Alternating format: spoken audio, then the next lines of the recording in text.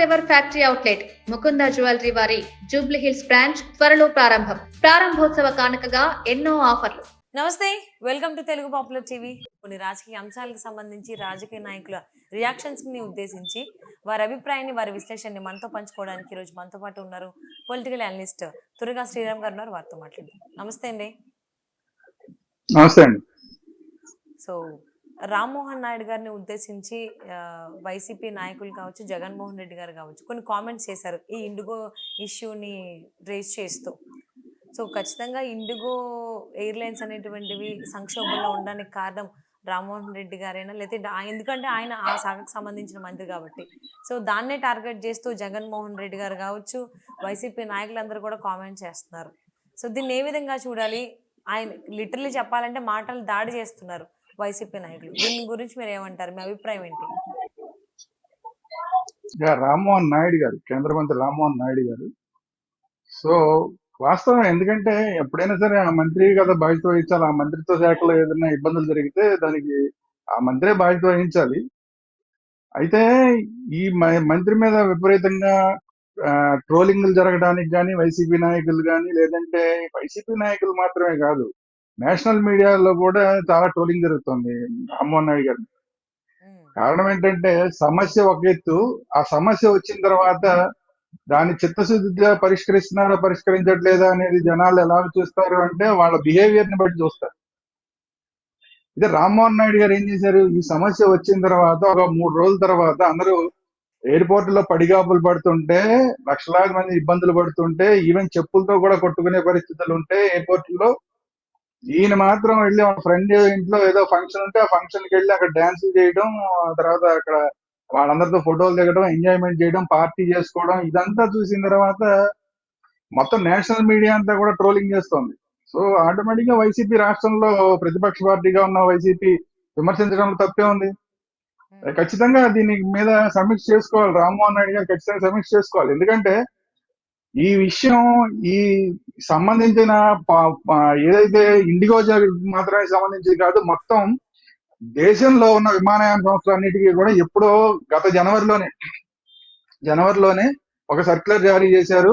మొత్తం పైలట్లందరికీ సంబంధించి వారానికి 48 గంటలు ఖచ్చితంగా వాళ్ళకి రెస్ట్ ఇవ్వాల్సిందే అని చెప్పి. కానీ దానికి సరిపడేలాగా పైలట్లనన్నా మీరు ఏర్పాటు చేసుకోండి, లేదంటే కనుక షెడ్యూల్స్ అన్నా తగ్గించుకోండి అంటే మిగతా విమానయాన సంస్థలన్నీ కూడా వాళ్ళు పైలట్లను పెట్టుకున్నారు. కానీ ఇండిగో సంస్థ పెట్టుకోలేదు, కనీసం తన షెడ్యూలింగ్ కూడా చేసుకోలేదు. కానీ కొన్ని షెడ్యూల్స్ తగ్గించుకుని ఆ మేరకు పైలట్లకి విశ్రాంతిని ఇవ్వడం కానీ ఇలాంటివన్నీ ఏమీ చేయలే. అంటే పూర్తి బాధ్యత ఇచ్చిన ఇండిగో ఎయిర్లైన్స్ సంస్థ వ్యవహరించింది. అంటే కావాలని ఇప్పుడు ఈ సంక్షోభాన్ని సృష్టించింది. ఎందుకంటే 10 నెలల గ్యాప్ ఉంది ప్రభుత్వం ఇచ్చిన ఉత్తర్వులకి ఈ రోజుకి 10 నెలల గ్యాప్ ఉంది. 10 నెలల్లో కూడా ఆ మాత్రం చేసుకోలేకపోయిందంటే అసలు ఆ సంస్థ ఒళ్ళు పొగరతో చేసిందని అనుకోవాలి. ఎందుకంటే మేము ఏం చెప్తే అది చెయ్యాలి కేంద్ర ప్రభుత్వం అన్నలాగా ఉంది ఆ సంస్థ.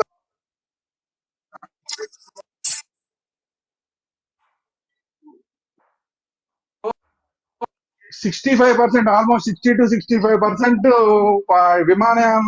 విమానాలన్నీ కూడా ఇండిగో చేతుల్లో ఉన్నాయి. అందువల్ల ఈ దేశంలో విమాన సంస్థలన్నీ కూడా నేను చెప్పినట్టు పని చేయాలి, కేంద్ర ప్రభుత్వం నేను చెప్పినట్టు పని చేయాలి, నా మోనోపాలిని ఎవరు ఎదుర్కోకూడదు, మాట్లాడకూడదు అన్నట్లాగా ఆ సంస్థ వ్యవహారం ఉంది.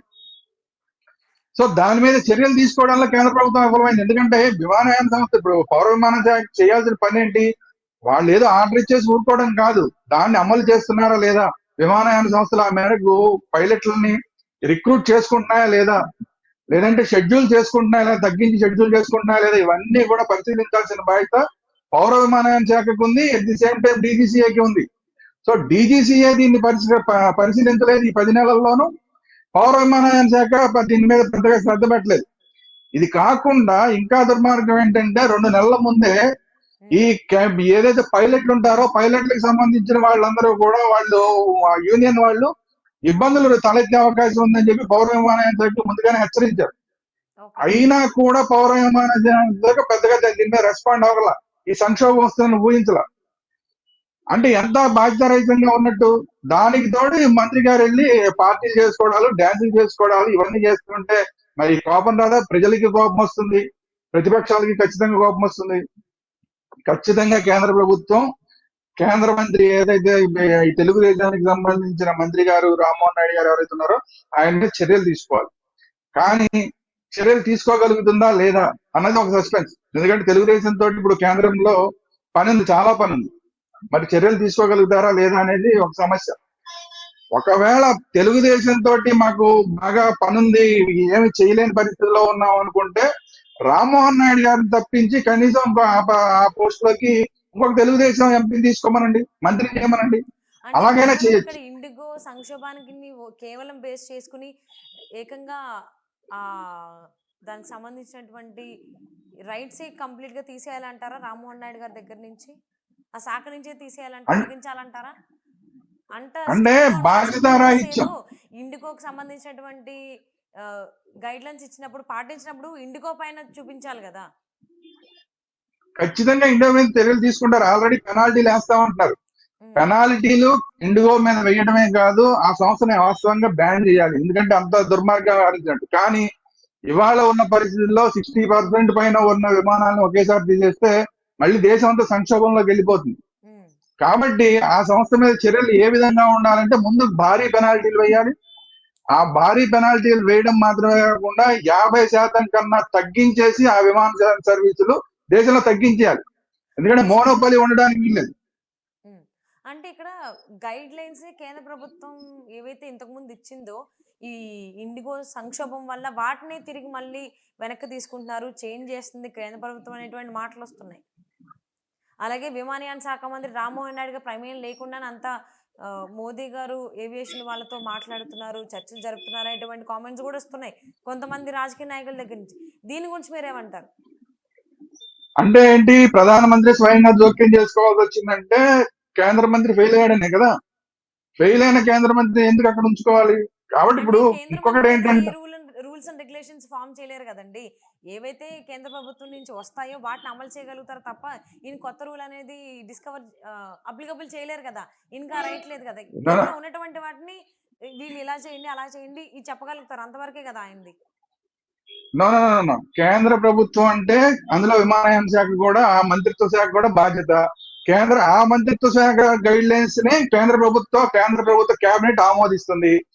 ఈ కేంద్ర మంత్రి తోటి ఈ విమానయాన శాఖ తోటి సంబంధం లేకుండా కేంద్ర ప్రభుత్వం రూల్స్ తీసుకురాదు. సో విమానయాన శాఖ ఏదైతే రూల్స్ ఫామ్ చేస్తుందో వాటిని కేంద్ర కేబినెట్ ఆమోదిస్తుంది. అంతే తప్ప మరి వాళ్లే ఆమోదించిన దాన్ని వాళ్లే చేయకపోతే ఎవరు బాధ్యత వహిస్తారు? అంటే ప్రధానమంత్రి బాధ్యత వహిస్తారు. దీనికి వాళ్లే ఫామ్ చేసిన దాన్ని వాళ్లే అమలు చేయలేకుండా ఆ మంత్రిత్వ శాఖ ఉంటే దానికి ప్రధానమంత్రి గారు ఎలా బాధ్యత వహిస్తారు? సో అందువల్ల ఏంటంటే ఎవరు బాధ్యత వహిస్తారో వాళ్ళు బాధ్యత వహిస్తారు. రెండోది, ఇంకా ఈ దేశంలో ఇందాక నేను చెప్పినట్టు ఇండిగో మీద 50% కన్నా తగ్గించడం ఒకటి, ఆ మేరకు మిగతా విమానయాన సంస్థలు ఏవైతే ఇంకా మిగతా ఉన్నాయో స్పైస్ జెట్ కానీ, ఆకాష్ కానీ, ఎయిర్ ఇండియా కానీ, వీటన్నిటికీ సంబంధించిన వాళ్ళకి పెంచుకోవడానికి అవకాశం కల్పించాలి.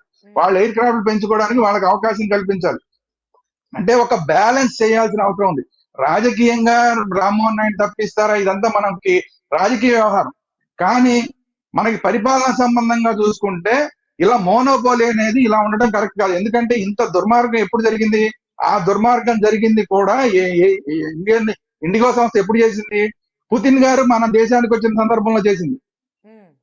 మనకి అత్యంత ప్రధానమైన నాయకుడు పుతిన్ గారు రష్యా అధ్యక్షుడు ఇండియాకు వచ్చిన సందర్భంలో అమెరికాతో సహా మొత్తం యూరోపియన్ యూనియన్ తో సహా మొత్తం ప్రపంచ దేశాలు, ఈవెన్ చైనాతో సహా ప్రపంచ దేశాలన్నీ మన దేశంలో ఏం జరుగుతోంది, మోడీ గారు పుతిన్ గారు ఏం చేస్తున్నారు, ఏం మాట్లాడుకుంటారని ప్రపంచ మీడియా అంతా కూడా ఇండియా మీద కాన్సన్ట్రేషన్ చేసిన సందర్భంలో విదేశాలకు సంబంధించిన వాళ్ళందరూ కూడా ఎయిర్పోర్ట్ లో పడి లబోదిబోమని నడుస్తారు విదేశీ ప్రయాణికులు.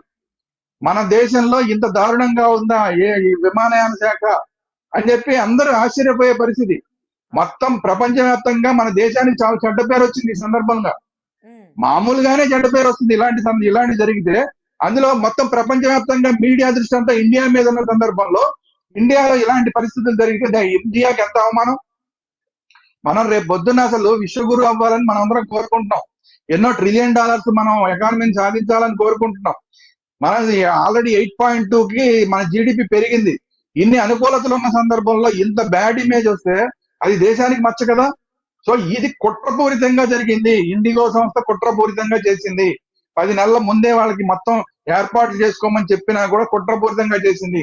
ఈ కుట్రని కనిపెట్టడంలో పౌర విమానయాన శాఖ, డీజీసీఏ రెండు కూడా ఫెయిల్ అయినాయి. సో పౌర విమానయాన శాఖలో మంత్రిగా ఉన్నారు కాబట్టి రామ్మోహన్ నాయుడు గారి మీద చర్యలు తీసుకోవాలి. అక్కడ బాధ్యులు ఎవరైతే ఉన్నారో వాళ్ళ మీద చర్యలు తీసుకోవాలి. డీజీసీఏ అధికారుల మీద చర్యలు తీసుకోవాలి. ఇండిగో మీద అయితే మాత్రం మళ్ళీ ఇంకొకసారి ఇలాంటి పొరపాట్లు చేయకుండా చర్యలు తీసుకోవాల్సిన అవసరం ఖచ్చితంగా ఉంది. ఇంకొక విషయం చెప్తారు రామ్మోహన్ నాయుడు గారి విషయంలో, పోనీ ఆయన ఆంధ్రప్రదేశ్ కి సంబంధించిన టీడీపీ నాయకుడు, పోనీ ఆంధ్రప్రదేశ్ కి ఏమైనా చేశారంటే తిరుమల తిరుపతిలో ఆ విమాన గోపురం మీద నుంచి, తిరుమలలో విమాన గోపురం మీద నుంచి ఎటువంటి విమానాలు వెళ్ళకూడదు అన్నది ఆగమ శాస్త్రం చెప్తోంది.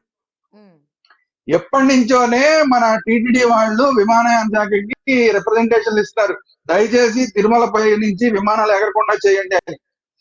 ఇది రెండోసారి తెలుగుదేశానికి సంబంధించిన మంత్రి కేంద్ర మంత్రిగా ఉంటాం. ఇంతకు ముందు రాజుగారు ఇంతకు ముందు గత ప్రభుత్వంలో విమానయాన శాఖ మంత్రిగా చేశారు. ఇప్పుడు ఈ ప్రభుత్వంలో, ఈ కేంద్ర ప్రభుత్వంలో మళ్ళీ తెలుగుదేశానికి సంబంధించిన రామ్మోహన్ నాయుడు గారు విమానయాన శాఖ మంత్రిగా పనిచేస్తారు. కానీ ఆయన కానీ ఈయన కానీ ఎవరు కూడా ఆ పని చేయలేకపోతున్నారు. పైన గోపురం నుంచి, తిరుమలలో గాలి గోపురం నుంచి వెళ్లకుండా విమాన గోపురం నుంచి విమానాలు ఎగరకుండా చేయలేకపోతున్నారు. ఈ చిన్న పని చేయలేని వాడు ఏం పని చేస్తున్నట్టు? రాష్ట్రానికి ఏం పని చేస్తున్నట్టు? కేంద్రంలో ఏం పని చేస్తున్నట్టు? ఈయన ఎంతసేపు చూస్తే మనం ఎప్పుడు చూసినా కూడా ఎప్పుడు లోకేష్ గారు చుట్టూతోనే కనబడతాడు. ఎప్పుడు చూసినా లోకేష్ గారు ఎక్కడికి వెళ్తే అక్కడ కనబడతాడు. ఈయన కేంద్రంలో పని చేయాలా? లోకేష్ గారు ఎక్కడ ఉంటే అక్కడ ఉండాలి.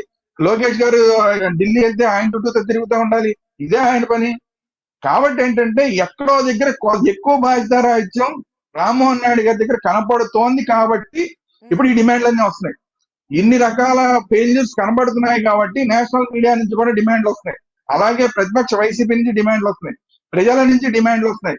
ఎవరో ఒకళ్ళు బాధ్యతలు చేయకపోతే మొత్తం ఈ మొత్తం ఇండిగో వ్యవహారంలో బాధపడిన ప్రతి ఒక్క ప్రయాణికుడు కూడా కేంద్ర ప్రభుత్వాన్ని తిట్టుకుంటాడు. ఇది మంచిదా కేంద్ర ప్రభుత్వానికి? సృష్టించినటువంటి సంక్షోభం వల్ల రిమైనింగ్ ఏవైతే ఎయిర్లైన్స్ ఉన్నాయో వాటిని ఈ ఇన్స్పిరేషన్ గా తీసుకుని వాళ్ళు కూడా ఇదే గేమ్ ప్లాన్ చేసేటువంటి అవకాశం ఉంది అనుకోవచ్చా? అట్ ద సేమ్ టైం అంటే 10 నెలల ముందుగానే ఇచ్చినా కానీ ఆ గైడ్ లైన్స్ ని యాక్సెప్ట్ చేయకుండా, దాన్ని రీషెడ్యూల్ చేసుకోకుండా ఇండిగో ఈ రకంగా ప్రవర్తించడం వెనకాల కరెక్ట్ గా రష్యా అధ్యక్షుడు పుతిన్ వచ్చేటువంటి సమయంలోనే చేయడం వెనకాల ఏదైనా కుట్ర ఉందని అనుకోవచ్చా? దానికి ఎవరు చేసి ఉండొచ్చు? ఖచ్చితంగా దీని మీద ఎంక్వైరీ చేయాలండి. చాలా సీరియస్ ఎంక్వైరీ జరగాలి. పుతిన్ వచ్చిన టైంలోనే ఇది ఎందుకు జరిగింది అనేది చాలా సీరియస్ ఎంక్వైరీ జరగాల్సిన అవసరం ఉంది. దీని వెనకాల ఎవరున్నారు, వెనకాల ఏదైనా విదేశీ శక్తులు ఉన్నాయా, ఏముంటాయి అనేది ఖచ్చితంగా మనం ఖచ్చితంగా దీని మీద ఎంక్వైరీ చేయాలి కేంద్ర ప్రభుత్వం. రెండోది, మీరు అన్నట్టు ఒక్క ఇండిగో సంస్థకే ఇప్పుడు ఫిబ్రవరి దాకా మళ్ళీ ఎక్స్టెన్షన్ ఇచ్చారు. నవంబర్ తోటి అయిపోయింది. యాక్చువల్ గా నవంబర్ లోపు వాళ్ళు చేయవలసింది చేయలేకపోయారు, ఫెయిల్ అయిపోయారు. ఇండిగోకి మళ్ళీ ఫిబ్రవరి దాకా మళ్ళీ అవకాశం ఇచ్చేసరికి మిగతా ఎయిర్లైన్స్ వాళ్ళందరూ ఏమంటారు, పైలట్లు అదేంటి ఆ పైలట్లకి ఒక రకమైన రూలు, మాకు ఒక రకమైన రూలా అని ఇప్పుడు వాళ్ళందరూ అడుగుతున్నారు. సో ఎప్పుడైనా ఒక రూల్ అనేది అందరికీ సమానంగా ఉండాలి. ఇప్పుడు సమానంగా లేకపోతే మన ఇండిగోకి ఇచ్చారు కదా మాకు కూడా ఇవ్వండి, మేము కూడా ఆపేస్తామని వాళ్ళు కూడా అనే అవకాశం ఉంది. కాకపోతే ఇప్పుడు కేంద్ర ప్రభుత్వం దుస్థితి ఏంటంటే మోనోపోలీ అయిపోవడం వల్ల వీళ్ళకి రిలాక్సేషన్ ఇవ్వకపోతే విమానాలు ఆగిపోతాయి. విమానాలు ఆగిపోతే విదేశీ ప్రయాణికులు, స్వదేశీ ప్రయాణికులు అనేక మంది ఇబ్బందులు పడతారు.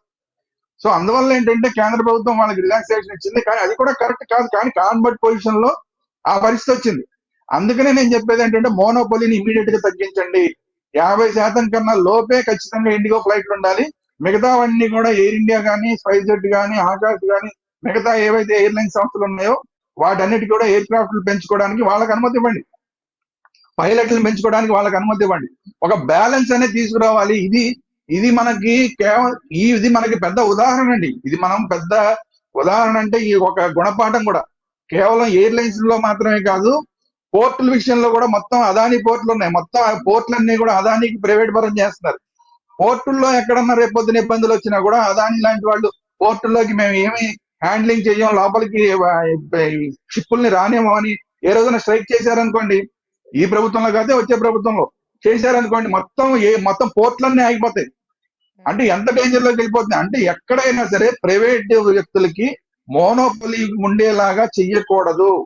బ్యాలెన్స్ అనేది మెయింటైన్ చేయాలన్న దానికి ఇది ఒక గుణపాఠం కేంద్ర ప్రభుత్వానికి. కేంద్ర ప్రభుత్వం ఈ గుణపాఠాన్ని ఇమీడియట్ గా నేర్చుకోవడం మంచిది. సో పబ్లిక్ సర్వీస్ అంటే ట్రాన్స్‌పోర్ట్‌కి సంబంధించినటువంటిది సర్వీసు ప్రైవేటీకరణ చెందితే ఏ విధంగా ఉంటదనేటువంటి మనకు కళ్ళకట్నగా తెలిసింది. ఇప్పుడు రీసెంట్‌గా జరిగినటువంటి ఇండిగో సంక్షోభం.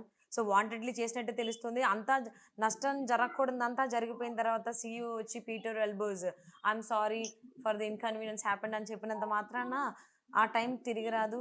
పడినటువంటి కష్టాన్ని కూడా మనం వెనక్కి తీయలేము. ఆ జీవితకాలం అలానే ఉంటది. అట్‌లీస్ట్ ఇక్కడి నుంచైనా government or else state government కావచ్చు, అటు ఆహ్, సెంట్రల్ గవర్నమెంట్ కావచ్చు. ఈ పబ్లిక్ సర్వీసెస్‌విగా ఏవైతే ఉన్నాయో అవన్నీ గావచ్చు, ట్రాన్స్‌పోర్ట్‌కి సంబంధించిన సర్వీసెస్ ఏది కూడా కార్పొరేట్ చేతుల్లోకి ప్రైవేటీకరణ చెందకుండా ఉండేలాగే చేస్తుందని చెప్పి ఆశిద్దామండి. Thank you so much Sriram గారు.